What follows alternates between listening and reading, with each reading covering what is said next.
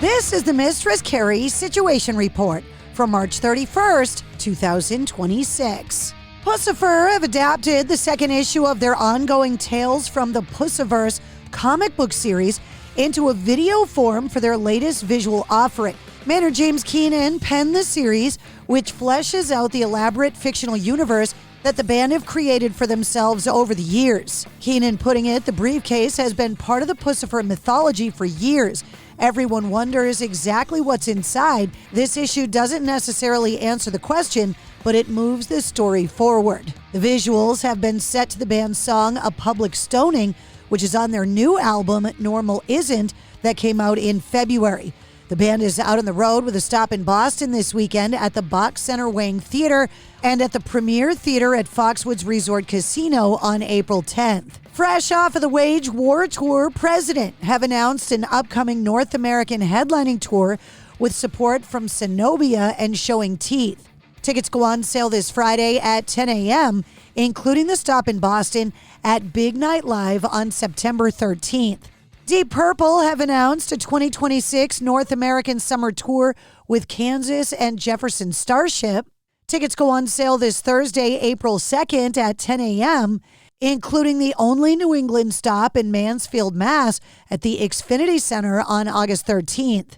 In a new interview, Iron Maiden guitarist Adrian Smith talking about the upcoming featured documentary Iron Maiden Burning Ambition, which hits theaters for a limited time on May 7th. Saying, quote, the film company approached management and talked about it. We're not actually in the film being interviewed like this.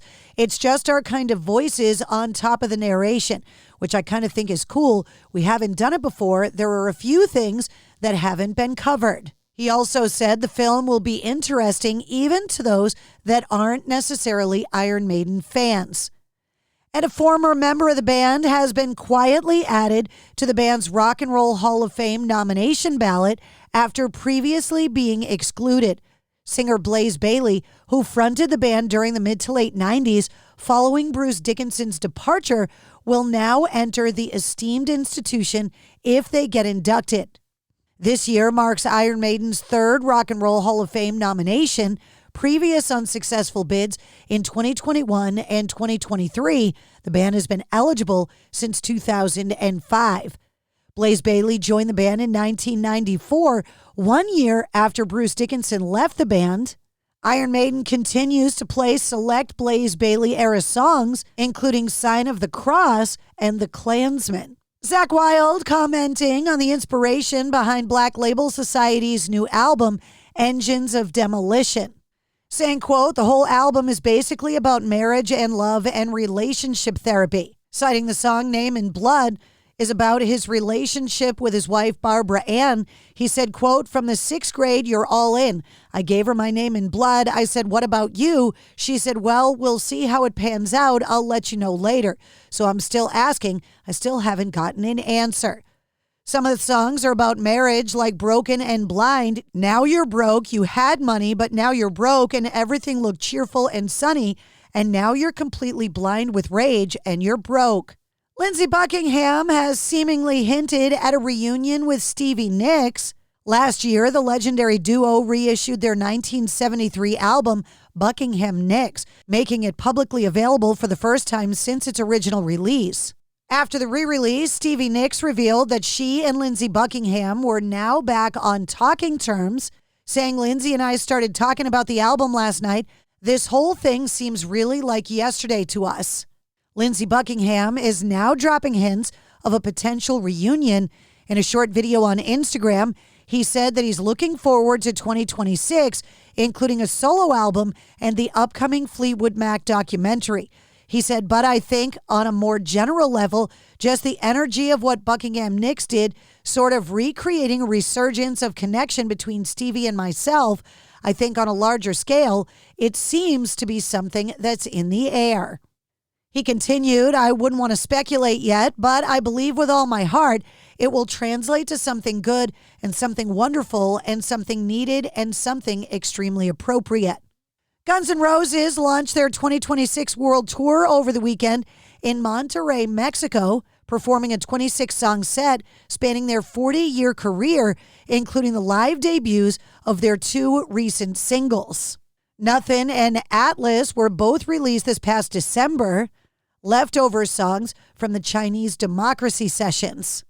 Disturbed guitarist Dan Donegan has put his home in Orland Park, Illinois, on the market for $1.575 million. He bought the 7,000 square foot house back in March of 2023 for $1.3 million.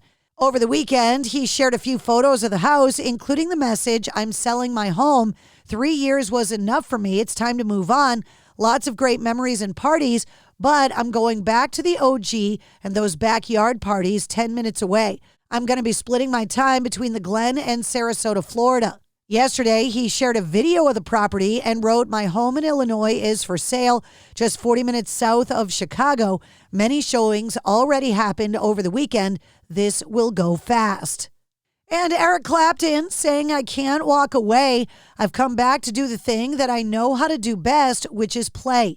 Eric Clapton's Crossroad Guitar Festival is back for 2026, featuring Buddy Guy, Joe Bonamassa, and John Mayer. The 7th edition of the festival is set to take place in Austin, Texas, with Trey Anastasio, Tommy Emmanuel, Julian Lang, and Pete Townsend all making their Crossroads debut.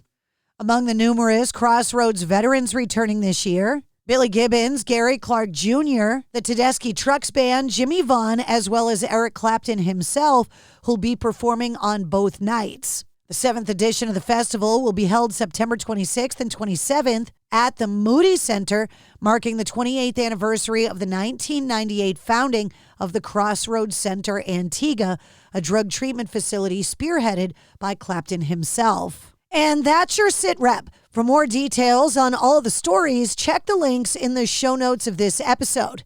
And don't forget to like, follow, share, comment, and subscribe to the Mistress Carrie Podcast. New full-length episodes come out every Wednesday. Episode 303, featuring Gary Holt from Exodus, is available now.